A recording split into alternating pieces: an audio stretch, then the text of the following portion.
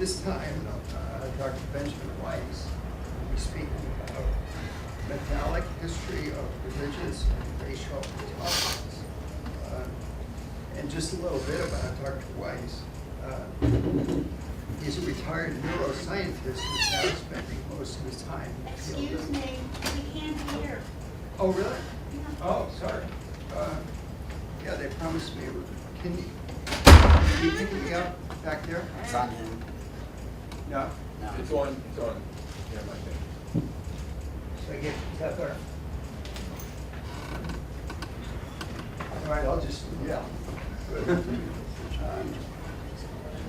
Dr. Weiss is a retired neuroscientist who is now spending most of his time in the field of numismatics, in particular in collecting and studying historical and commemorative metals. He is currently a member of the board of the Metal Collectors of America and the webmaster of the website of the Metal Collectors of America. In addition to collecting metals, he has published a website describing the art and history of his collection. And the website is called Collection of Historical and Commemorative Metals. So, Dr. Weiss.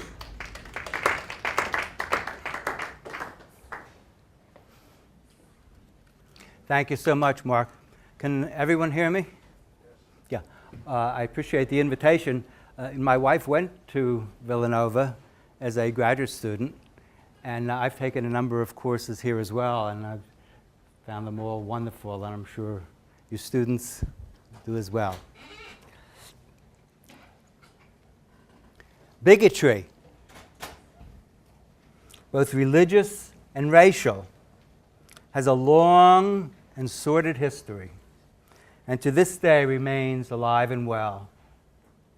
It is spread orally and by all means of media, from ancient scrolls to the current internet blogs, and art has not been immune from its use as well. And Medallic art, which is the subject of this little discourse, has also been used to spread religious and racial prejudices. In this presentation that I'm giving this afternoon, a group of metals has been selected that serve to illustrate, through imagery and wonderful art, that metals not only have provided a window through which to view historical events surrounding bigotry, but also have been issued to actually promote religious and racial hatred. Let me start first by mentioning what is and what is not what we're calling here metals. We're not going to discuss military metals, which are some of the most familiar to you, but rather commemorative and historical metals. Round metallic objects, and they commemorate a historic event or commemorate a person. And I showed here as an example an image of Charles II on the obverse of the medal. And on the reverse, there's usually some allegorical images that tell something about the person.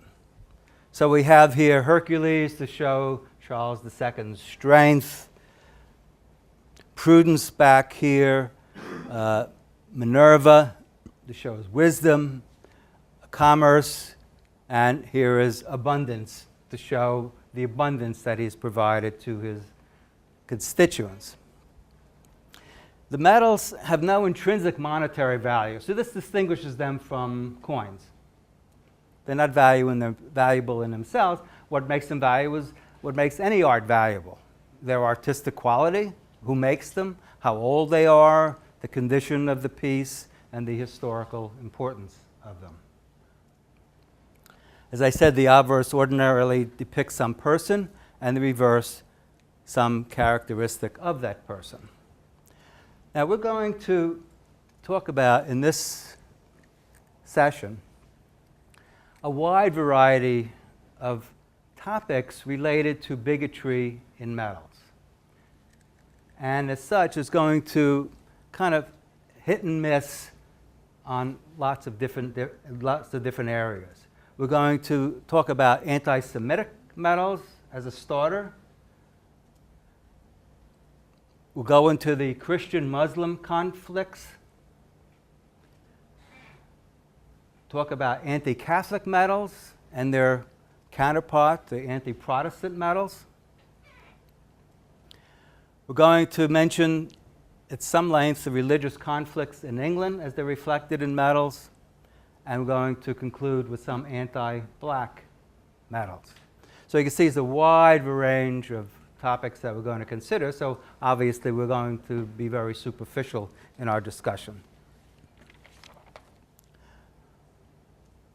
Let's start with the anti-Semitic metals.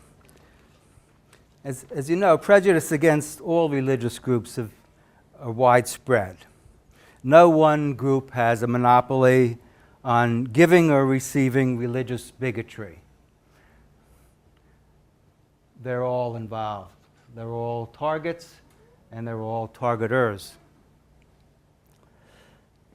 But anti-Semitic metals probably are some of the most notorious and the most virulent throughout the centuries. They began in the early 16th century Germany, and actually before that, even in Renaissance, before pre-Renaissance times. And their purpose was very much as it is today. You'll see these metals today. And they're designed to perpetuate the myth that Jews were to blame for any of the hardships that occurred at the period, and to portray them as diabolic speculators. One of the most common types of anti-Semitic metals are the so-called corn-Jewed metals. These were made in late 1600s by the German artist Christian Wermuth. And I might mention that these metals are not made by just somebody on the street. They're made by some of the finest artists of the period. Now, the background of this, the historical background, in Germany at that time, there was a famine caused by a grasshopper plague, excessive rains. People were starving to death. And they blamed the Jews. And they made metals to indicate that they're blaming the Jews. And these have been called the corn-Jewed metals. Now, in this particular piece, we have here a caricature of a Jew with grain spilling out, and we'll take a closer look at this in a moment. And on the reverse, it has a grain sifter, which has an inscription on it. And I'm going to be reading a lot of the inscriptions because I think they're relevant in that we're not trying to make up that these metals are really anti-this or anti-that. The inscriptions themselves speak for themselves. And this particular one is taken from the Old Testament, Proverbs, and it translates as, "He that withholdeth corn, the people shall curse him." And this shows a blow-up of the obverse of the metal. And how do we know it's a Jew that they're denigrating? Well, because it says, the corn Jew. And this is called the exor, just part of the bottom of the metal. This says famine times. And this was made in 1694.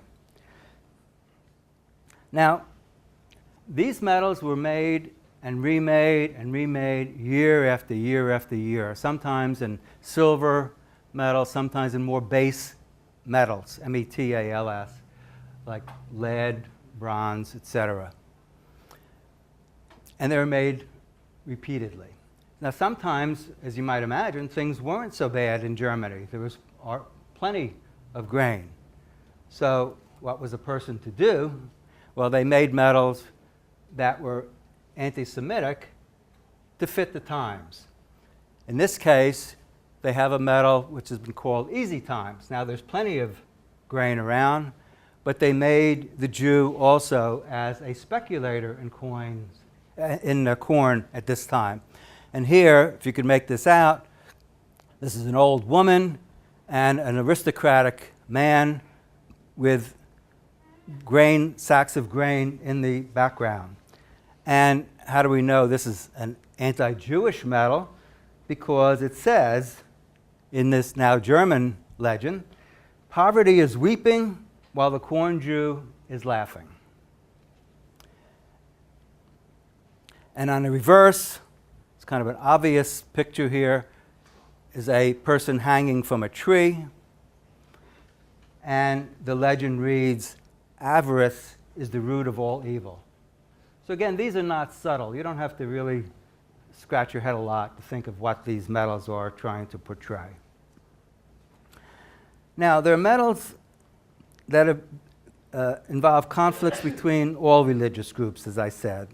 Many of them are not quite as blatant as these, or as blatant as some of the anti-black medals that I'll show you toward the end, but nevertheless, they make their point. And I'm going to mention now the Christian-Muslim conflicts. This is probably considered one of the earliest of the religious wars in the modern period, beginning in the 7th century, shortly after the death of the Islamic prophet Muhammad, where the Muslims spread from the Arabian Peninsula throughout the Middle East, conquering, as they did, this whole area of northern Africa, spreading into the Iberian Peninsula and even into Sicily. And what they did was to try to replace the Christian communities with Muslim communities. Now, the Christians, of course, objected and started a whole series of crusades, and I don't have to tell you a lot about that, being mostly history majors as you are. But this essentially was another group of religious wars. It began, in Pope Urban II in 1095, where he initiated a group of people leaving from Central Europe to travel through Constantinople and to what they call liberate Jerusalem from the Muslims. And in the process, they slaughtered, murdered, plundered the territory. The leader of the First Crusade was, I'll get the pronunciation, Godfrey de Bouillon, close enough, was the leader of the First Crusade. And these went on for a couple hundred years, the Ninth Crusade in 1272. But despite the fact that Godfrey de Bouillon murdered by people by the thousands, still, nevertheless, as late as 1848, they made a medal commemorating Godfrey de Bouillon and put up a statue in his honor in Belgium. And this medal has a legend which says his fatherland established this for his hero in 1848. So here, this crusader, murderer, was considered a hero at that period. The medal here, Saint Sophia, Constantinople, the Hagia Sophia, is one made by Jacques Wiener from Belgium. This medal isn't bigoted in itself, but it shows how bigotry exists. Can everyone see these pictures all right? This building here actually began as a church. The Emperor Justinian in 532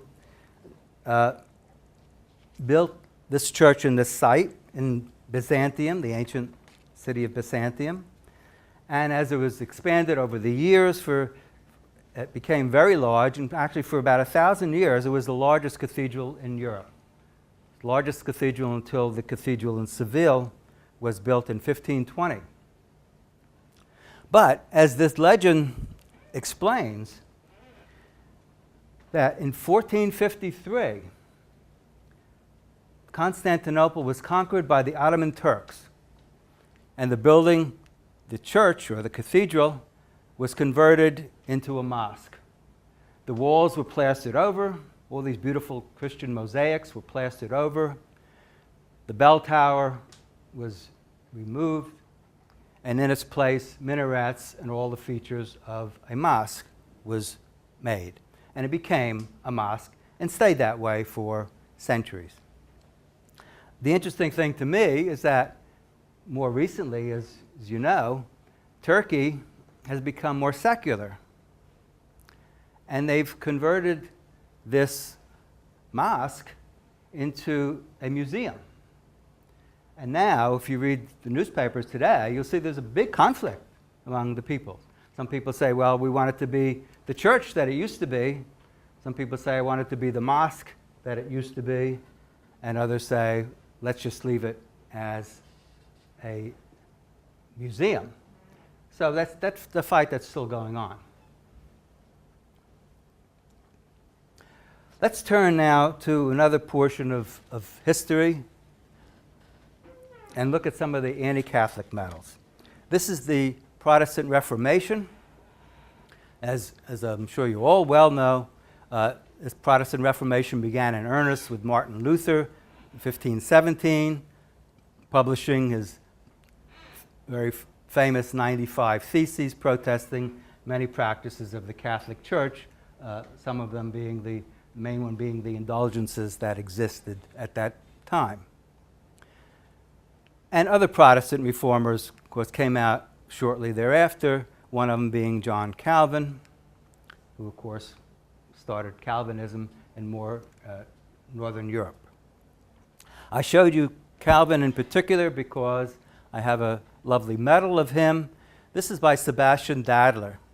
Dadler was a German artist, Baroque artist, who had probably considered one of the finest artists of the period. And this medal is considered by many as his masterpiece, the medal of John Calvin. Calvin's history, as you know, kind of bounced around between Switzerland, Germany, and France, and finally, in 1541, returned to Switzerland, to Geneva, and this medal is a centennial of his return to Geneva.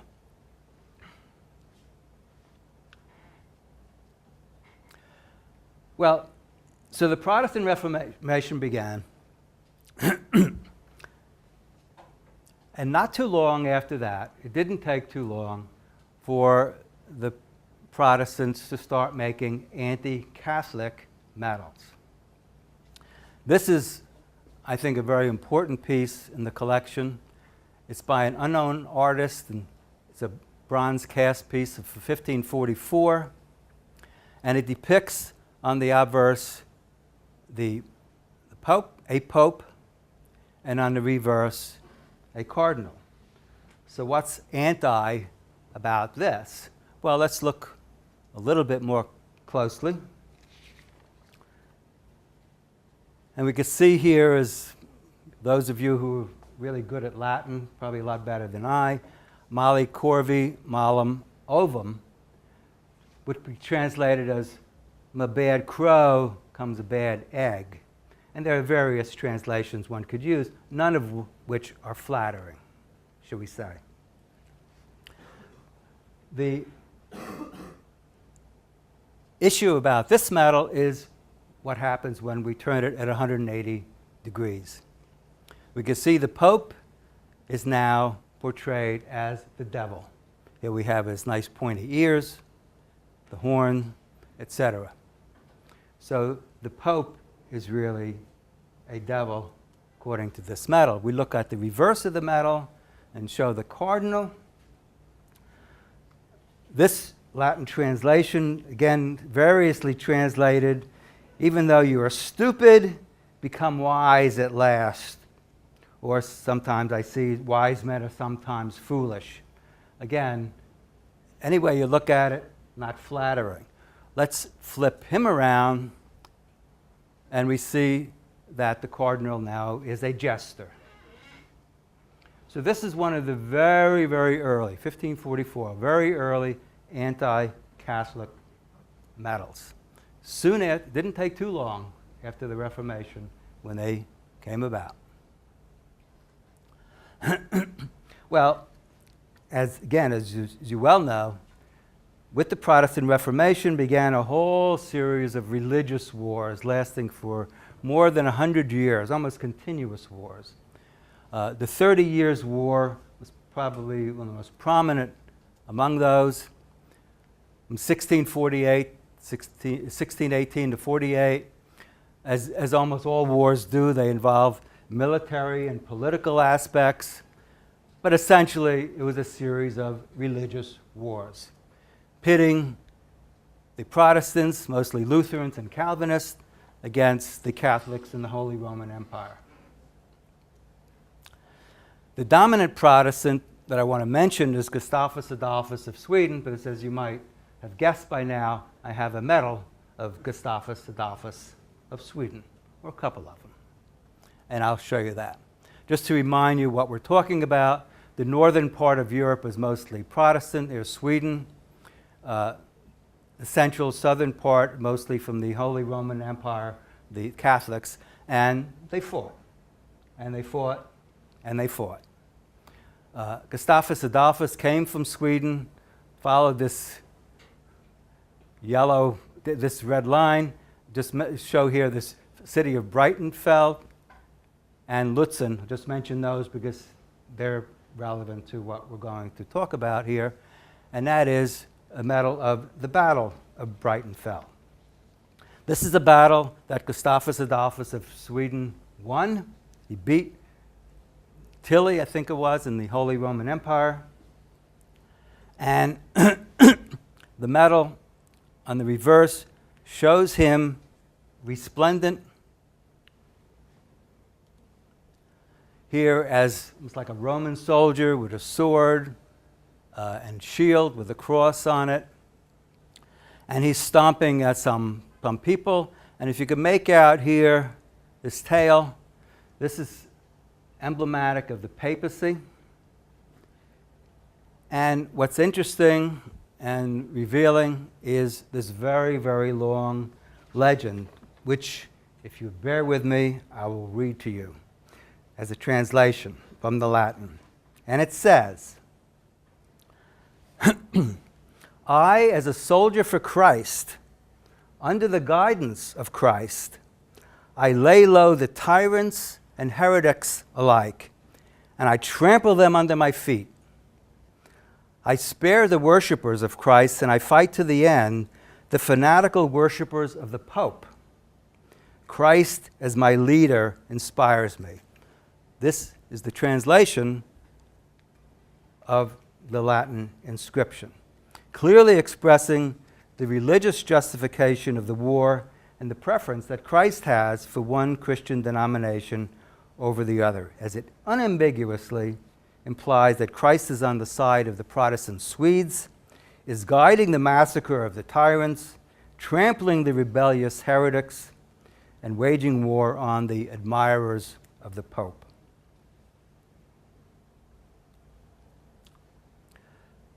A year after this, old Gustavus Adolphus met his end. And this is the medal of the apotheosis of Gustavus Adolphus. And I show this for two reasons. One is because it's one of the most beautiful medals in my collection. It's a wonderful piece.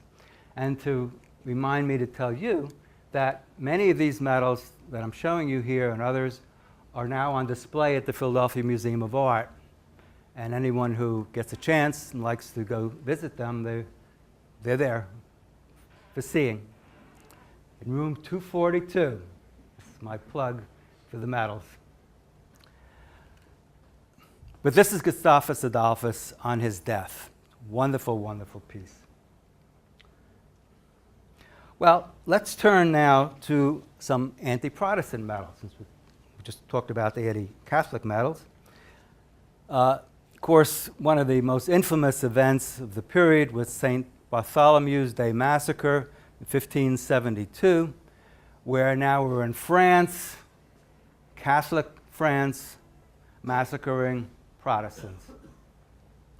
The important persons of the time were Henry IV, the King of France, who was born a Protestant, but he's living in Catholic France. He converted to Catholicism, married Marie de Medici, a Catholic, and issued this Edict of Nantes. Very important edict, as I'm sure you know. And what it did, it recognized, it says, while it recognized Catholicism still as the official religion of France, it gave Huguenots, of course, are the French Calvinist Protestants living in France, they gave Huguenots some freedom of worship. In other words, tried to make nice to the minority group. And when they did that, and you see this throughout history, when the monarch or leader tries to resolve differences among the different religions, usually things work out pretty well. But things didn't last too long. Egged on largely by the clergy,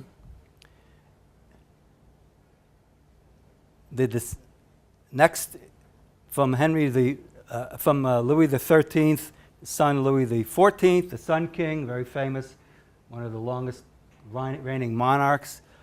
Things were great in France during that period, during the Edict of Nantes. France was the superpower in art, culture, and everything. But, I'd say, he was instigated to revoke the Edict of Nantes. This had very deadly, serious consequences for France. It weakened the alliances that France had with his northern Protestant allies, and, of course, even increased the persecution of the Huguenots, the French Protestants. This is a medal of Louis XIV. Doesn't show anything about bigotry, but again, I like the piece. It's a cast piece, and it shows justice here. And you always wonder when you see justice, justice for whom? Not everybody. Well, what happened then, as I said, this was devastating for the French country in general, because a lot of the Protestants left because they were being persecuted. And one of whom that left was this Marshal Schomberg. Marshal Schomberg was originally from Germany, went to France, became a marshal, great general. He joined the English in their fight between the Catholics and the Protestants. And he, being a Protestant, he fought on the side of the Protestants in the very famous Battle of the Boyne in Ireland, which really was an important historic event. The interesting thing to me about this piece, it's a lovely piece, but on the edge, on the outside edge, there's an inscription, and the inscription reads, in translation, "To die for religion and liberty is to live." Kind of a motto that we hear even to this day in other contexts by other groups who feel that to die for religion is to live. And here it is written on this lovely medal. Well, as I said, the consequences were very serious toward the Huguenots in France. And a medal was issued, which could be termed the Massacre of the Huguenots. And it shows Louis XIV resplendent on his horse. I'm taking a look at the reverse of this medal. And we see St. George doing the work of God, which is, in this case, to trample on this bare-breasted woman representing the Huguenots. And what struck me about this piece in particular was the figure here, which really shows, which you can see is religion, Catholicism, with the chalice and the host, not saying how terrible it is what Louis is doing to his Huguenots, but actually looks like he's blessing him for doing this. And of course, this medal was made in Catholic Italy. The legend is a second half of a very famous slogan or saying, "If God is with us, who is against us?" This just says, "Who is against us," implying you know the rest. So again, here we see that God is on the side of the Protestants, of the Catholics, trampling on the Protestants. In the medal of Gustavus Adolphus, we saw just the opposite. So God has switched sides in this case. Well, let me, before I get on to the next topic of the religious conflicts in England, maybe I just stop for a moment and see if you have any comments, questions. Yeah. Since these metals were not used as means of exchange of coins, who were they given to? I mean, who commissioned them? You know, who became owners? Was this an honor to own one of these things? Yeah. Something about the sociological. Yeah. Usually they were issued by the government themselves. They're the people who had the money. In some cases, they were issued by the church, because they also have the money. And they were given to whoever would take them. They're not issued in such widespread amounts that everybody and his brother would have one. That's not the case. They're issued in small numbers, the numbers which is unavailable. But I mean, would the issuance be something like an honor? Would there be a ceremony? I understand the question. I don't know. Yeah, right. They're given sometimes as propaganda pieces, as this here, and later one you'll see. They were distributed throughout as many people as they could. But most of the time, they were just given to small numbers of people, unless, say, like the Anti-Semitic metals and some of those others are just made in tin, small pieces in tin, and just kind of thrown to the populace as propaganda pieces, right? Yeah. Okay, should we move on? Okay. Religious conflicts in England. We're moving now from France to England. Well, the history of religious persecution in England goes back centuries, beginning soon after the very famous Battle of Hastings in 1066, when William the Conqueror came over from mainland Europe and took over England. And it wasn't too long after that when anti-Semitism became widespread. And the situation for the Jews just got worse and worse until in 1218, England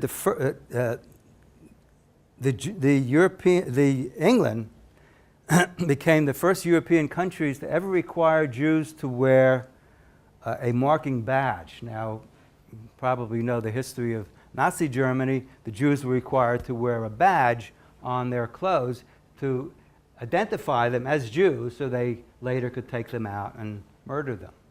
Well, this has a much longer history. It went back into England centuries before that. Edward I, in 1287, ordered all the English Jews expelled from the country. You're out of here. And that situation lasted for 400 years, where the Jews were not allowed even to be in England, until the Commonwealth period in 1655 during time of Oliver Cromwell, where he allowed the Jews to return. In our discussion, we're going to concentrate on the battles for the monarchy that took place between the Catholics and the Protestants. We'll begin with Henry VIII, who you all know, the man of many wives, who married Catherine of Aragon, Catholic Queen of Spain, to bring together the alliance between Spain and England. She couldn't bear him a male child, supposed to be the next in line. Tried to divorce her. The Catholic Church said no, so he broke with the Catholic Church, a story that's very familiar to you, I'm sure. It began the English Reformation and the formation of the Anglican Church of England. Since we're talking about metals, that's what we're going to show you, the reverse of this medal. Looking more closely on this, we see the medal of Henry VIII, shown here as Hercules smashing the papal tiara.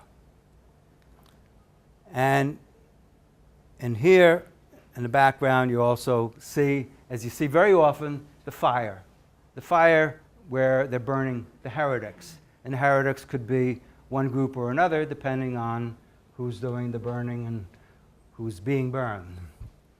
But in this case, he is burning the Catholic heretics.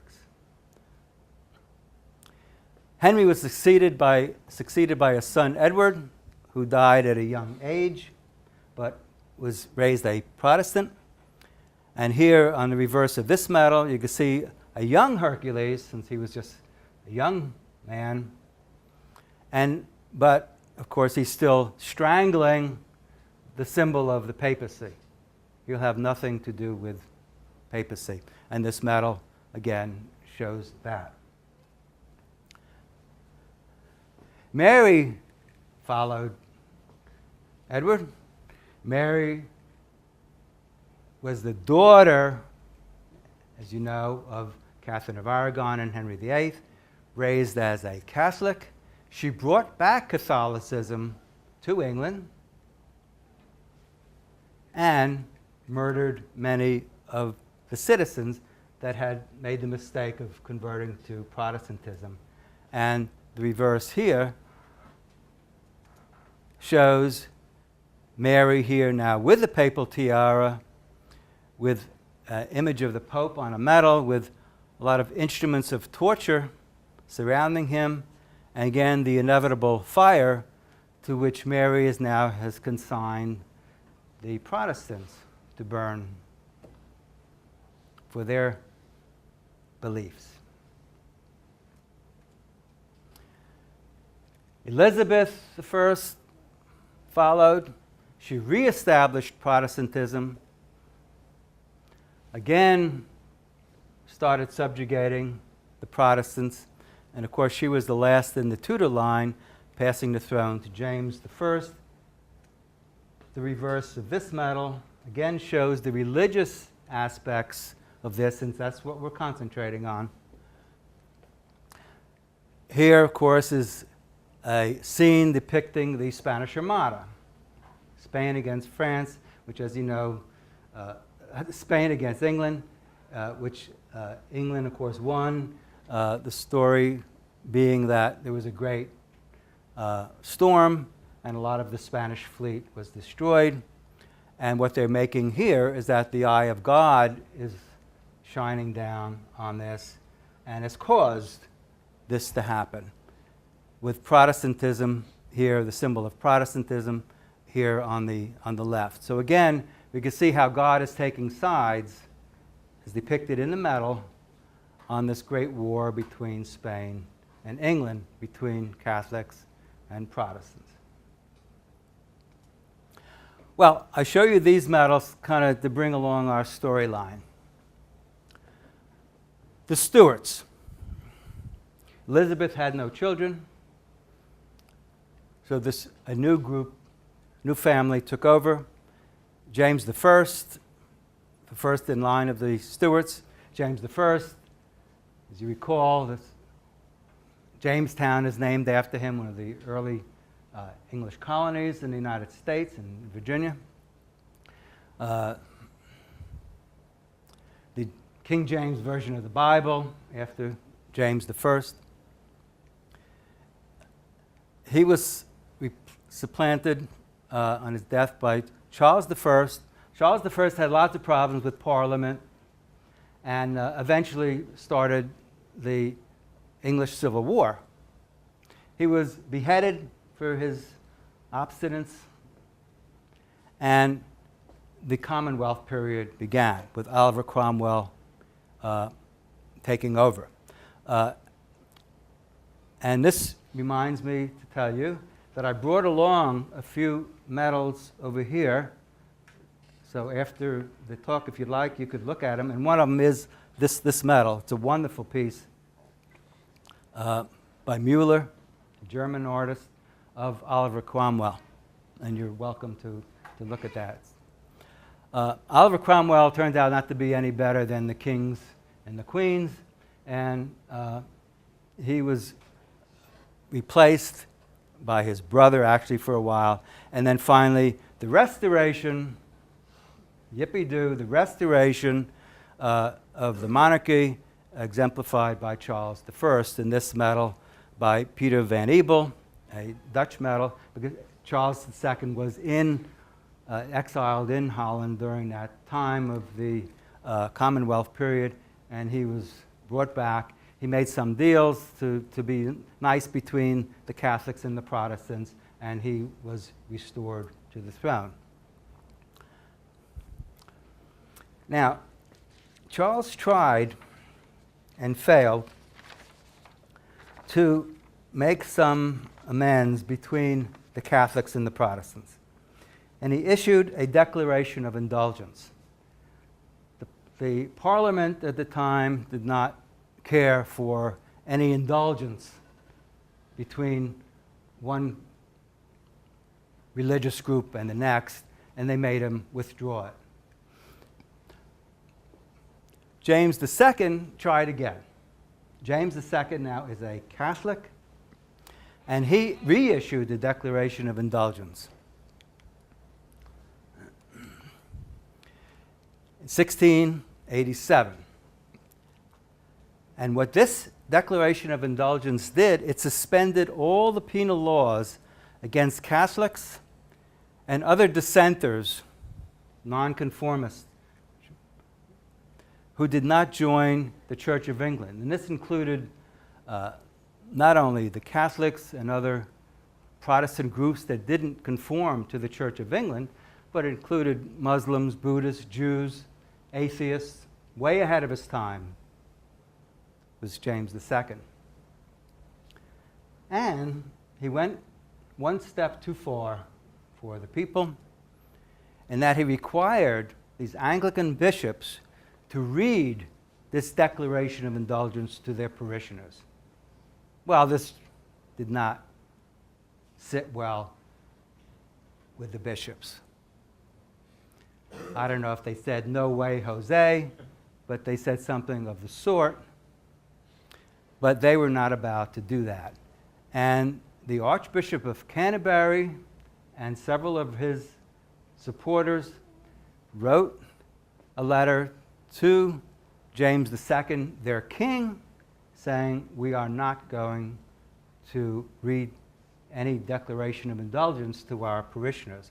And for that offense, they were put into the Tower of London. And what happened at that point?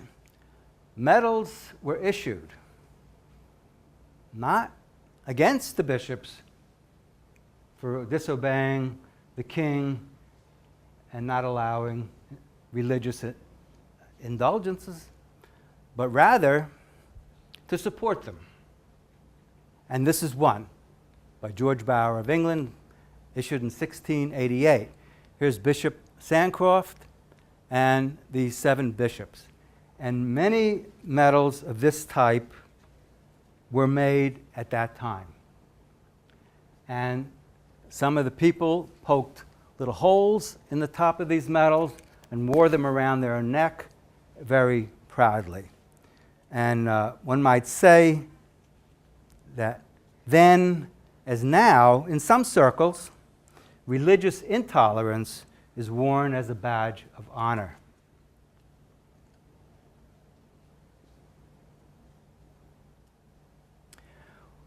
Well, James II is still there.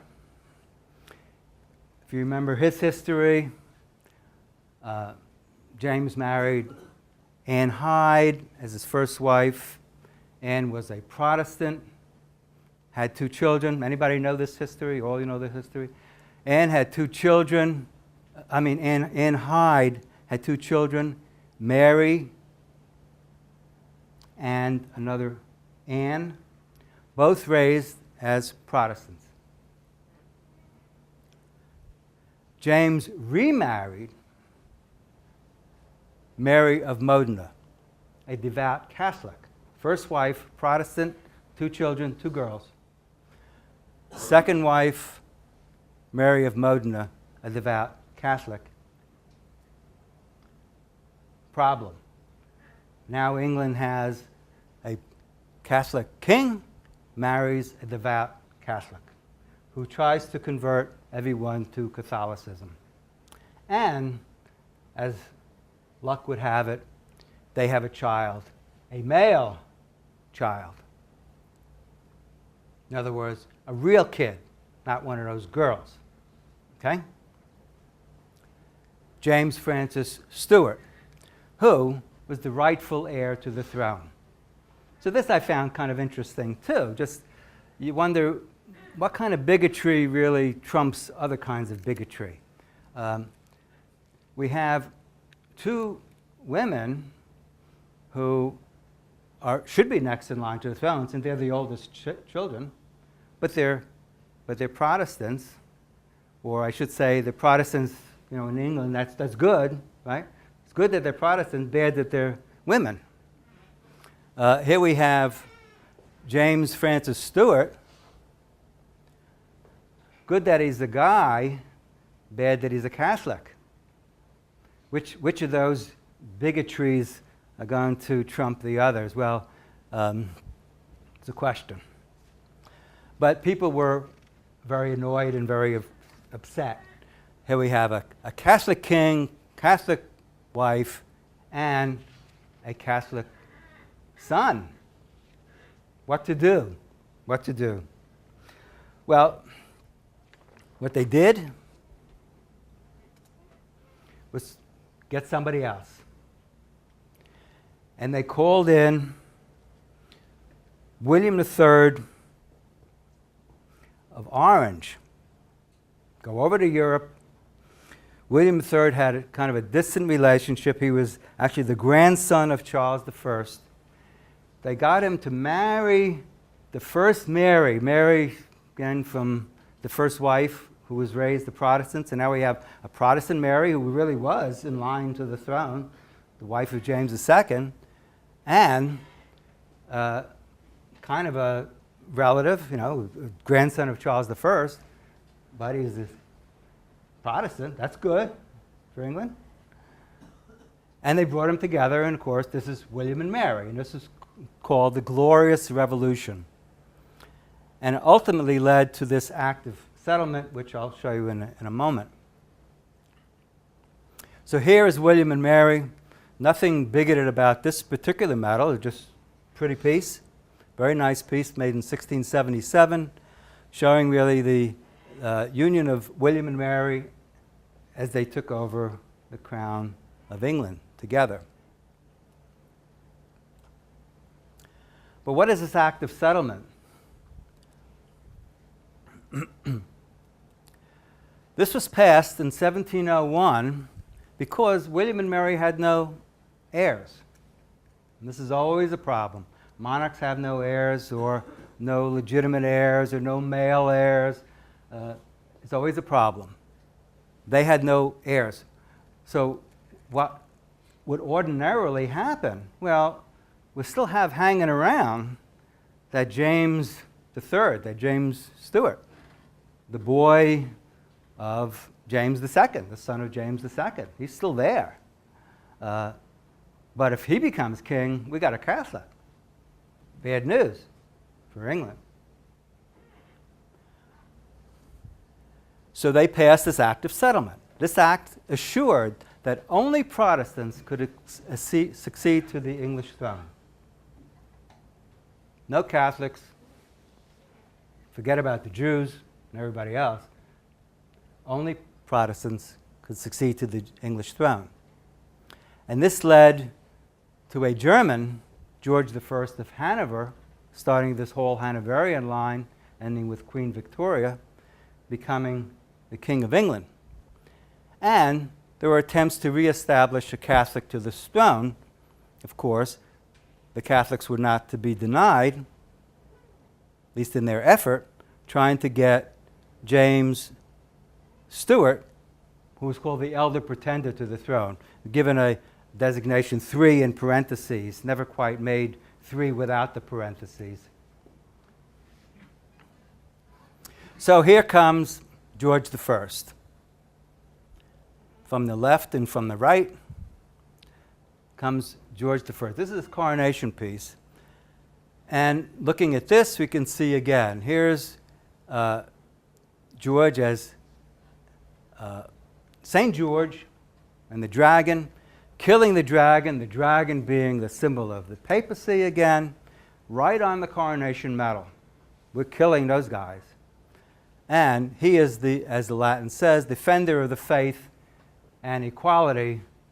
Whose faith and equality for whom? One might ask. And finally, we have James Stuart still trying.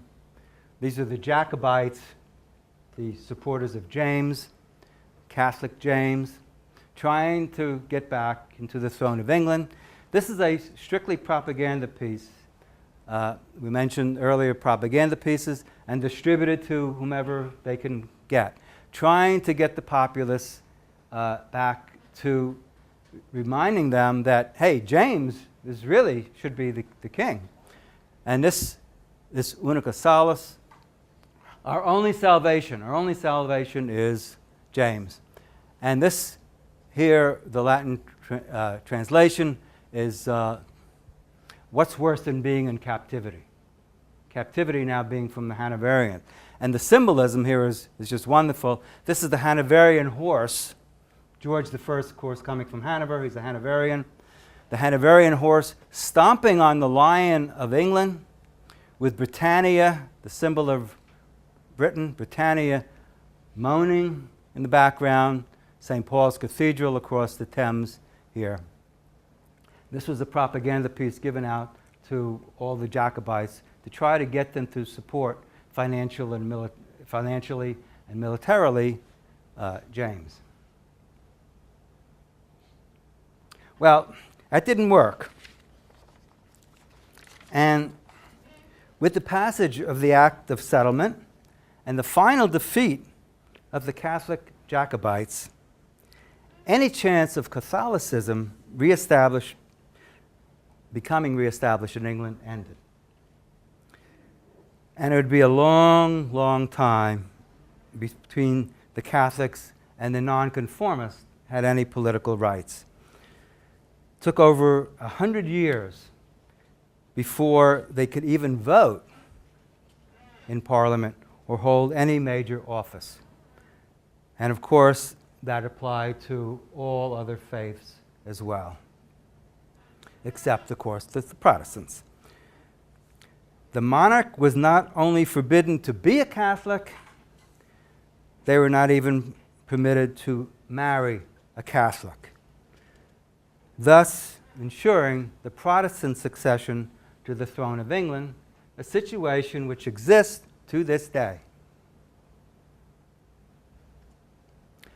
Let's conclude just with a couple of anti-black metals. We're kind of moving ahead on history to World War I. the conclusion of World War I, mainly, say, between Germany against France and America and England, etc. The war had ended. They had, the Allies, the French, had conscripted black African troops to occupy Germany, particularly the Rhine area of Germany. This was after the war.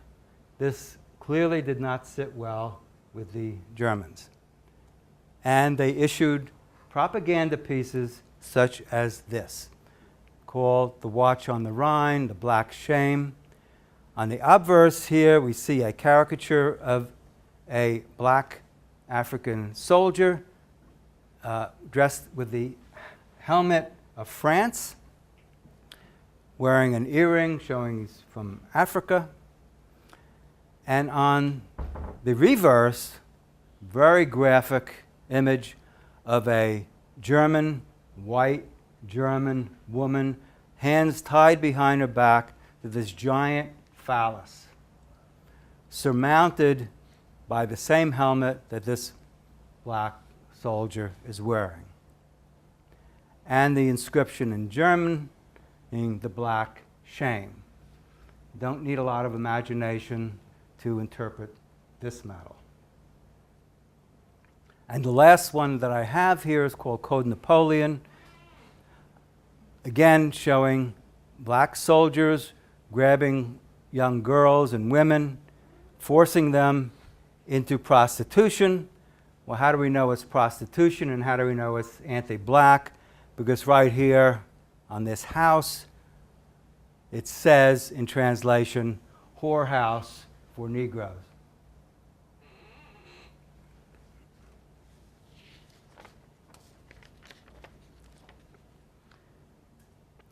So, if I can conclude by saying and reviewing, as we did very briefly, the history of religious and racial intolerance as reflected by historical and commemorative medals, and the role that medals have played in recording and even promoting religious and racial bigotry, we reach similar conclusions that countless others have established throughout the ages. Namely, that on the one hand, religion has served as a source and inspiration for some of the most unselfish acts and noble deeds, most beautiful art, some of the most glorious music ever devised by mankind.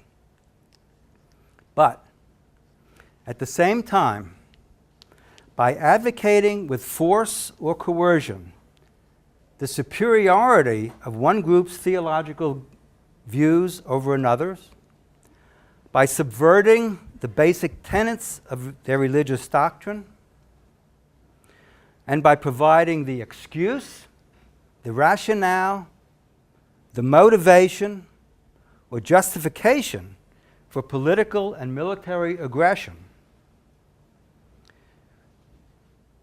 religious zealots have been responsible for some of the most heinous crimes, massacres, and injustices ever promulgated against humanity. Thank you. Are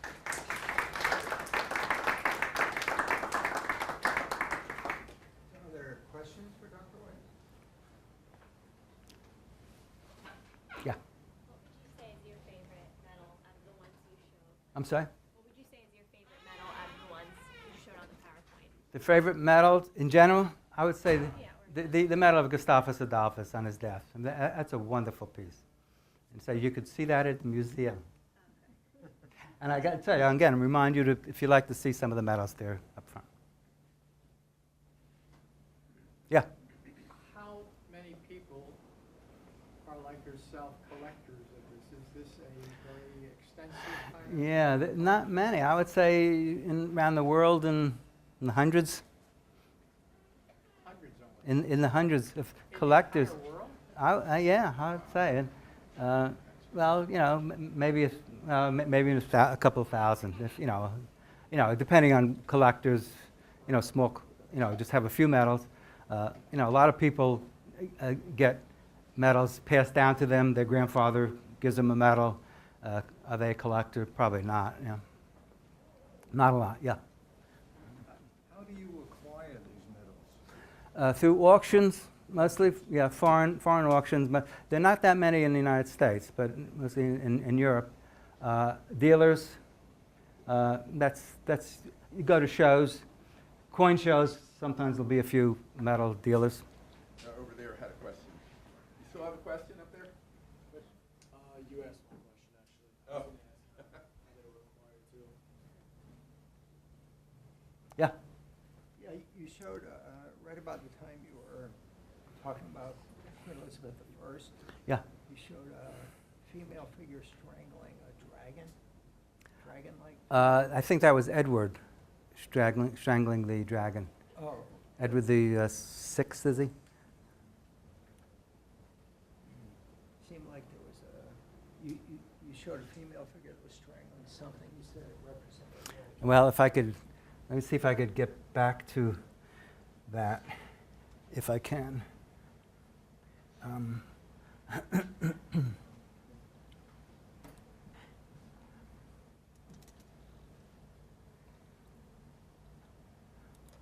I'll have to do it by kind of flying through these. Not this one. No. It was, well, I was just wondering. Yeah. Has the Catholic Church ever been represented as a dragon? It looked like a dragon. Oh, yeah. What I read, and correct me if I'm wrong, I read, and that's all I know is what I read, is that a dragon generally often represents the papacy. Is that not true? Or? I wasn't sure. Oh, okay. Well, that's what I see, because you see this time and time again, killing the dragon, strangling the dragon, and that medal was Edward, not. Oh, okay. Yeah. Yeah. Protestants against strangling the papacy.